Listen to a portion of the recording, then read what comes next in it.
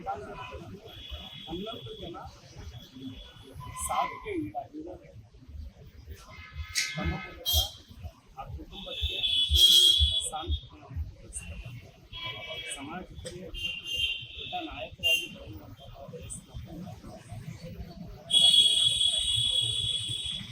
ಸರ್ಕಾರ ಅಧಿಕಾರಕ್ಕೆ ಬಂದ ತನ್ನ ಸ್ವಾರ್ಥಕ್ಕಾಗಿ ಅಮಾಯಕರನ್ನ ನಿರಂತರವಾಗಿ ಬಲಿ ಕೊಡೋದು ನಡೆದೇ ಇದೆ. ಹಾಗಾಗಿ ಬಹಳಷ್ಟು ಜನ ಅಧಿಕಾರಿಗಳು ಯಾಕೆ ಆತ್ಮಹತ್ಯೆ ಮಾಡ್ಕೊಳ್ತಾ ಇದ್ದಾರೆ, ಗುತ್ತಿಗೆದಾರರು ಯಾಕೆ ಆತ್ಮಹತ್ಯೆ ಮಾಡ್ಕೊಳ್ತಾ ಇದ್ದಾರೆ ಅಂತ ಈ ಸರ್ಕಾರ ಇದರ ಮುಂದುವರೆದ ಭಾಗ.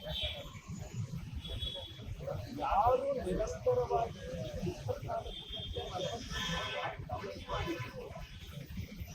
ಆ ಪೊಲೀಸ್ ಅಧಿಕಾರಿಗಳನ್ನ ನೀವು ಸಸ್ಪೆಂಡ್ ಮಾಡ್ತೀವಿ.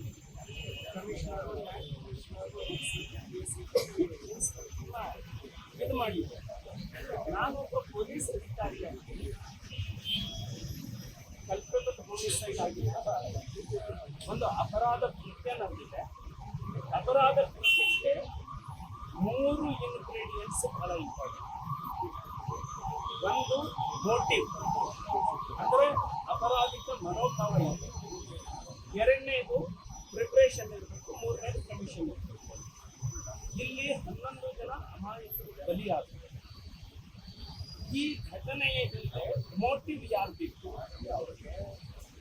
ಈಗೇನು ಸಸ್ಪೆಂಡ್ ಆಗಿದಾರಲ್ಲ, 24 ಗಂಟೆ ಕೆಲಸ ಮಾಡಿ ಸಸ್ಪೆಂಡ್ ಆಗಿರೋ ಪೊಲೀಸ್ ಆಫೀಸರ್ಸ್ಗೆ ಮೋಟಿವ್ ಇಲ್ಲ.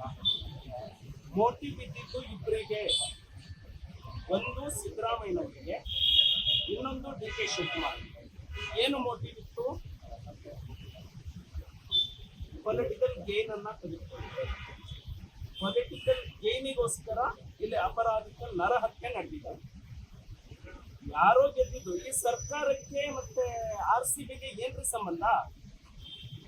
ಆದ್ರೆ RCB ಗೆದ್ರೆ ಕ್ರೆಡಿಟ್ ನಾನ್ ತಗೊಳ್ಬೇಕು ಅಂತ ಹೇಳಿ ಸರ್ಕಾರ ಹೋಗಿದ್ದು ಮೋಟಿವ್ ಏನಿದೆ, ಈ ಮೋಟಿವ್ ಇದಾಗಿದೆ. ಎರಡನೇದು cause of action. Cause of action ಎಲ್ಲಿ ಶುರುವಾಯಿತು? ಪೊಲೀಸ್ ಇಲಾಖೆ ಸ್ಪಷ್ಟವಾಗಿ ಹೇಳಿತು, ನಮಗೆ ಬಂದೋಬಸ್ತ್ ಮಾಡೋದಕ್ಕಾಗಲ್ಲ. ನಮ್ಮ ಪೊಲೀಸರು 2 ದಿನದಿಂದ ನಿದ್ದೆ ಇಲ್ಲದೆ ಬಂದೋಬಸ್ತ್ ಮಾಡಿದ್ದಾರೆ. ಇಡೀ ಬೆಂಗಳೂರಿನಲ್ಲಿ RCB ಗೆದ್ದಾಗ ಇಡೀ ರಾತ್ರಿ ಪಟಾಕಿ ಸಿಡಿಸಿದ್ದಾರೆ, ಸಂಭ್ರಮ ಆಚರಣೆ ಮಾಡಿದ್ದಾರೆ. ಪೊಲೀಸರು ಯಾರು ಕೂಡ ರೆಸ್ಟ್ ಅಲ್ಲಿಲ್ಲ, ಬಂದೋಬಸ್ತ್ ಮಾಡೋದಕ್ಕಾಗಲ್ಲ. ಇವರು ನಾನು ಹೇಳ್ತಾ ಇದ್ದೇನೆ ಮಾಡಲೇಬೇಕು ಅಂತ ಹೇಳಿ ತಮ್ಮ ಅಧಿಕಾರದ ದುರ್ಬಳಕೆ ಮಾಡಿ. ಎರಡನೇದು, ಸಾರ್ವಜನಿಕರ ತೆರಿಗೆ ಹಣವನ್ನ ಇವರು ವಿಜಯೋತ್ಸವಕ್ಕೆ ಯಾಕೆ ಖರ್ಚು ಮಾಡಿದ್ರು? ಎರಡನೇ. ಮೂರನೇದು, ಗುಪ್ತಚರ ಇಲಾಖೆ ಇರುವಂಥದ್ದು ಮುಖ್ಯಮಂತ್ರಿ ಹೇಳಿದ್ರೆ ಗುಪ್ತಚರ ಇಲಾಖೆ ಮಾಹಿತಿ ಕೊಟ್ಟಿರೋಕ್ಕೆ ಇಷ್ಟು ಜನ ಬರ್ತಾರೆ ಅಂತ ಅದು ನಡೆದು ಹೋಗ್ಲಿ ಅನ್ನೋ ಧೋರಣೆಯಿಂದ ಅನುಮತಿಯನ್ನ ನೀವು ಕೊಡ್ಲೇಬೇಕು ಅಂತ ಹೇಳಿ ಇಲಾಖೆಯ ಅಭಿಪ್ರಾಯ ಇದ್ರೂ ಕೂಡ ಅದನ್ನ ಓವರ್ ರೂಲ್ ಮಾಡಿ ತಮ್ಮ ಅಧಿಕಾರವನ್ನ ಬಳಸಿ ನಡೆಸೋದಕ್ಕೆ. ಮೂರನೇದು, ಇಷ್ಟು ಲಕ್ಷಾಂತರ ಜನ ಬಂದಾಗ ಸಾವು ನೋವು ಉಂಟಾಗಬಹುದು. ಇದಕ್ಕಾಗಿ ಸಿದ್ಧತೆ ಏನು ಮಾಡ್ಕೊಳ್ಬೇಕಿತ್ತು? 1000 ಜನ ಡಾಕ್ಟರ್ಸ್ ಅನ್ನ ಅಪಾಯಿಂಟ್ ಮಾಡಬೇಕಿತ್ತು, ಆಕ್ಸಿಜನ್ ಇದನ್ನ ಇಟ್ಕೊಳ್ಬೇಕಿತ್ತು, ಆಂಬುಲೆನ್ಸ್ ಇಟ್ಕೊಳ್ಬೇಕಿತ್ತು, ಬ್ಯಾರಿಕೇಡ್ ವ್ಯವಸ್ಥೆ ಮಾಡ್ಕೊಳ್ಬೇಕಿತ್ತು. ಒಂದು ವೇಳೆ ಪೊಲೀಸರು 48 ಗಂಟೆ ಡ್ಯೂಟಿ ಮಾಡಿದ್ದಾರೆ ಅಂತ ಹೇಳಿದ್ರೆ ಪ್ರೈವೇಟ್ ಏಜೆನ್ಸಿಯನ್ನ ತಗೊಂಡು ಸಿದ್ಧತೆ ಮಾಡ್ಕೋಬೇಕಿತ್ತು. ಇದು ಕಂಪ್ಲೀಟ್ ನೆಗ್ಲಿಜೆನ್ಸ್. ಈ ಎಲ್ಲ ಕಾರಣದಕ್ಕಾಗಿ ಇದು ನಡೆದಿರುವಂಥದ್ದು. ಸ್ಪಷ್ಟವಾಗಿ ಕ್ರೆಡಿಟ್ಗಾಗಿ ಕೊಲೆ ಮಾಡಿರುವಂಥದ್ದು ಈ ಸರ್ಕಾರ. ಪೊಲಿಟಿಕಲ್ ಕ್ರೆಡಿಟ್ ತಗೊಳ್ಳೋದಕ್ಕೆ ಅಮಾಯಕರ ಕೊಲೆ ಮಾಡಿ. ಹಾಗಾಗಿ ಈ ಮಾನವ ಹತ್ಯೆ ಆಗೋದಕ್ಕೆ ಆರೋಪಿ ನಂಬರ್ 1 ನಂಬರ್ ಸಿದ್ದರಾಮಯ್ಯ, ಆರೋಪಿ ನಂಬರ್ 2 DK ಶಿವಕುಮಾರ್. ಇವರಿಬ್ಬರಿಗೂ ಕ್ಲಿಯರ್ ದುರುದ್ದೇಶ ಇತ್ತು, ಪೊಲಿಟಿಕಲ್ ಗೇನ್ ತಗೊಳ್ಬೇಕು ಅಂತ. ಮಿಸ್ಯೂಸ್ ಆಫ್ ಪವರ್ ಮಾಡ್ಕೊಂಡಿತ್ತು ಇವರು. ಇವರ ತೆವಲಿಗಾಗಿ ನಡೆದಿರುವಂತಹ ಸಾವುಗಳು.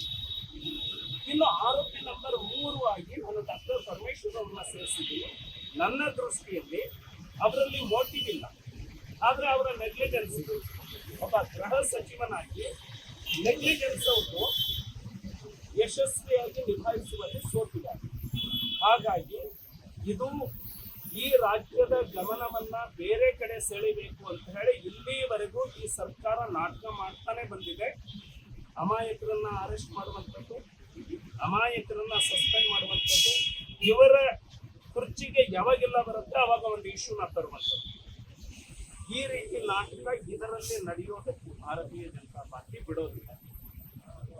ಇದರ ಹೊಣೆಯನ್ನ ನೇರವಾಗಿ ಮುಖ್ಯಮಂತ್ರಿಗಳು ಹೊತ್ಕೊಳ್ಬೇಕು. ಇದರ ಹೊಣೆಯನ್ನ ನೇರವಾಗಿ DK ಶಿವಕುಮಾರ್ ಅವರು ಹೊತ್ಕೊಳ್ಬೇಕು. ನೀವು ಹತ್ತಿದ್ದೀರಿ, ಕಣ್ಣೀರಿಗೆ ಬೆಲೆ ಇದೆ, ಗೌರವ ಕೊಡ್ಬೇಕು. ನಾನು ಅನ್ಕೊಂಡಿದ್ದೇನೆ ಅದು ಪ್ರಾಯಶ್ಚಿತ್ತದ ಕಣ್ಣೀರು ಅಂತ. ಆದ್ರೆ ಆ ಪ್ರಾಯಶ್ಚಿತ್ತ ಯಾವಾಗ ಆಗುತ್ತೆ ಅಂದ್ರೆ, ನಿಮ್ಮ ಕಣ್ಣೀರಿಗೆ ಯಾವಾಗ ಬೆಲೆ ಬರುತ್ತೆ ಅಂದ್ರೆ, ನೀವು ರಾಜೀನಾಮೆಯನ್ನ ನೈತಿಕ ಹೊಣೆ ಹೊತ್ತು ಬರೆದಾಗ.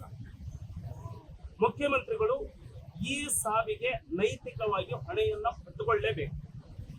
ಇನ್ನು ಪಾಪ ಗೃಹ ಸಚಿವರು ತನ್ನ ಇಲಾಖೆಯಲ್ಲಿ ಏನು ನಡೀತಾ ಇದೆ ಅಂತ ಅವರಿಗೆ ಗೊತ್ತು. ಬಹುತೇಕ ಹೋಮ್ ಮಿನಿಸ್ಟ್ರಿಗೆ ಆ ಹೆರಾರ್ಕಿ ರ್ಯಾಂಕಿಂಗ್ ಸಿಸ್ಟಮ್ ಇನ್ನೂ ಅರ್ಥ ಆಗಿಲ್ಲ ಇರಬೇಕು. FIR ಅಂದ್ರೆ ಏನು, ಚಾರ್ಜ್ ಶೀಟ್ ಅಂದ್ರೆ ಏನು, ಕ್ರೈಮ್ ರಿಜಿಸ್ಟರ್ ಅಂದ್ರೆ ಏನು ಅಂತ ಇವತ್ತಿಗೂ ಅರ್ಥ ಆಗದೆ ಇರಬಹುದು ಹೋಮ್ ಮಿನಿಸ್ಟರ್.